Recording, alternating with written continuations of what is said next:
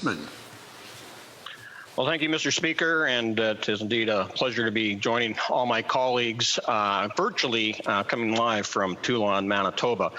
Mr. Speaker, this is the 11th throne speech that I've heard since I was elected in 2004. And I can tell you that this is by far the weakest throne speech that I've had to listen to. And I even reread it again this morning, and it is just filled with liberal dogma. It is about social reengineering. And really, the only reason that we had prorogation, since this throne speech was so uninspiring, we prorogued by the Prime Minister because of this WE scandal. It's not about resetting the agenda. It was about trying to do a cover-up and making sure that the opposition parties could not continue to litigate the government about their scandal and the almost $1 billion that they are going to handle over to the WE charity.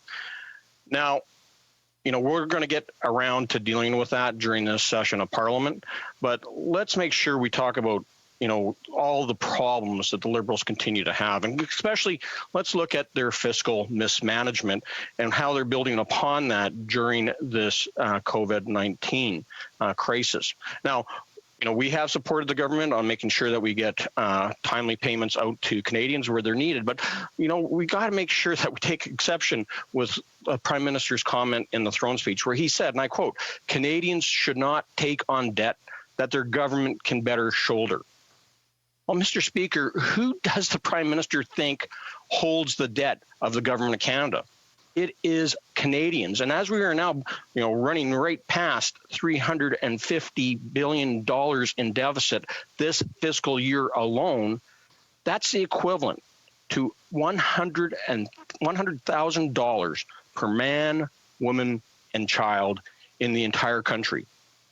I don't know anyone who's received $100,000 from the Government of Canada.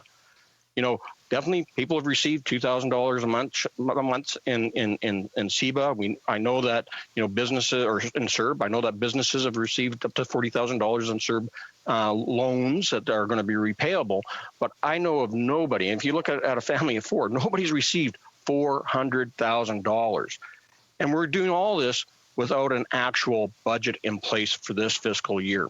So we are going to have to hold the government to account as we move forward of where this money has gone. Now, when we're running deficits, and I can tell you that when I was part of the Harper government, you know, we had a plan on how we dealt with it, and it was really called the 3 T's, that when we're dealing with deficits, they had to be timely, they had to be transparent, and they had to be temporary.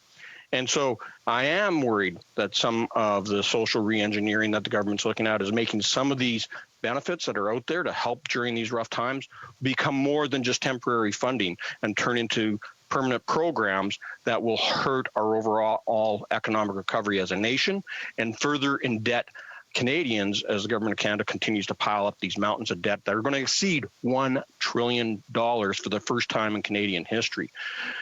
They have to be timely. And I can tell you that so far, a lot of Canadians have had to wait for months for benefits from the government. And, Mr. Speaker, these have to be transparent. We don't have a budget. We know that the government, when this crisis first started and Parliament wasn't sitting, tried to get control of the entire public purse without any oversight to deal with the so-called recovery from COVID. We're not there yet. So we have to continue to drive forward. But, you know, what we see right now is this ongoing use of non-disclosure agreements, national security designations as a way of hiding any government contracts that have been sole sourced, like the WE scandal, like we've seen recently with PPE manufacturing, that they used national security as a way to hide a sole source contract for face masks. That makes no sense at all, and we have to continue to hold the government to account. Now, there was nothing in the throne speech at all, colleagues, that did anything to address Western alienation. And here in Manitoba, as it is in Saskatchewan and Alberta, there is a real concern that Ottawa knows best and the rest of us in the West can just take a hike. And we can't allow that to happen. As a national parliament, we have to address every region of this country. And as our leader has already said in the Conservative Party, that his first ask of the Prime Minister was, how are you going to deal with national unity? How you deal with the rise of Western alienation again and the ongoing sovereignist movement within Quebec? And there is no plan here in this speech from the throne that even addresses it. We don't see any action from the government here on how they're going to deal with the COVID-19 health recovery. They're only now finally, months after this pandemic has started, that we're getting to finally approving rapid testing, where all the G8 nations that we deal with and our partners under NATO and the European Union have been using rapid testing for months, and we're only getting there now. One of the greatest disappointments in the speech from the throne is the government talks about having, an economic recovery and talking about job creation, but really the only jobs that they can create are jobs that they add to the civil service. And they haven't done anything to set in motion the economic objectives on how we build our current economy. And they don't even address the fundamentals of our economy or having a fiscal anchor and how we deal with these ongoing deficits, but they have completely ignored the pillars of our economy. Farmers and ranchers. I this morning when I was rereading the speech from the throne, I was in my PDF and on the computer doing word searches. Like farmers and ranchers only appears twice in the document. Once to talk about that they are going to finally, pay supply manage farmers for any market losses that they're experiencing because of the free trade agreements that we've signed. But, we've been hearing that for 5 years from this government, and they haven't done anything yet. And then the Liberals, of course, talk about wanting to make sure that farmers are given support to adapt to the new environmental regulations that are coming out there. Well, guess what? Farmers and ranchers are partners in the environment, and they should be rewarded and not penalized because they are carbon sinks and they are securing our food supply. And so we need to help them, not penalize them. There is nothing in here talking about fish harvesters.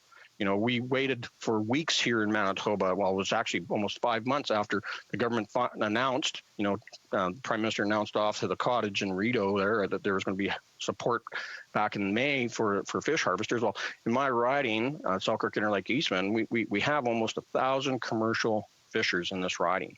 That's families, that's communities, and they waited for months before they could even apply, and they still haven't received any checks in the mail. Energy workers, ignored. Forestry workers, ignored. Those that work in the natural resource sector, not even mentioned. These are pillars of our economy, and yet there's no support in how we create those jobs. There's nothing there for manufacturing. For the real drivers of our economy is our small business owners. Almost 90% of our businesses in Canada are owned by small business owners, and they are the job creators. And really, there is not much said to help them. And then aviation, completely forgot about. How do we keep our airlines flying, our airports open? NAV Canada laid off a pile of people that are impacting, St. Andrews Airport in my riding, Churchill up north. How do we use the gateways to the Arctic without having NAV Canada there to help with the safety and the planning of those flights? Mr. Speaker, as the Shadow Minister for Defence, I want to join with all members who have got up and said thank you to the members of the Canadian Armed Forces, especially those that took up a new task through Operation Lentus, which was to work in long-term care. It was much appreciated, it was much needed, and I know that you stand on the ready to do it again. But again, there is almost nothing in here, Mr. Speaker, to deal with the military, to use the defense industry as a way to drive economic recovery as well as supply for our armed forces. And I know that our members of the Canadian Armed Forces are worried about these huge deficits They remember the last time the Liberals had to start paying down these deficits and try to address the national debt. And that led to the decade of darkness. And Mr. Speaker, we can't allow that to happen again. We have to invest in our Arctic sovereignty. We have challenges from Russia and China. And so we need to have an upgraded North Warning System, a new, making sure that we're working in NORAD and using new capabilities. And, speaking of China, I just want to mention, as the Prime Minister did in his throne speech, that today is 665 days that Michael Kovrig and Michael Spavor have been incarcerated in China, wrongfully incarcerated, and it's time to get them home, and let's deal with that head on as we address all our problems that we have in our relationship with Beijing. Thank you, Mr. Speaker. Questions and comments. Question commentaire, the Honourable Parliament Secretary to the Government House Leader. Yes, thank you, Mr. Speaker. And I want to address the point the member makes reference in terms of unity and recognize that, through this pandemic, what we have witnessed is Canadians coming together from all regions, whether it's the individual or it's the government. We have seen a great deal of people and governments coming together in order to minimize the negative impacts of the COVID-19 pandemic, and it's actually been very encouraging. The member makes reference to the proroguing of the session, and his good friend and mine, Premier Brian Pallister, has prorogued the legislature in the province of Manitoba. And I'm sure it's not because of the annual contract that they have with the WE organization, Mr. Speaker, that caused him to prorogue it. I suspect, much like in Ottawa, that it's important that we focus and continue to be focused on the COVID-19 pandemic and what it is that government can do to minimize the negative impact. Would he not agree? Member for Selkirk, Interlake, Eastman. Well, Mr. Speaker, we know that as a member from Winnipeg North knows full well as a former MLA, that the province of Manitoba prorogues every fall. It's an annual occurrence, and they have an annual throne speech because of it. So nothing new here to report. What is new is that the Liberals had to cover up the WE scandal, and that's why they prorogued and wanted to try to reset the agenda, which it isn't. It just filled more with Liberal ideology in this throne speech as we move forward into the session.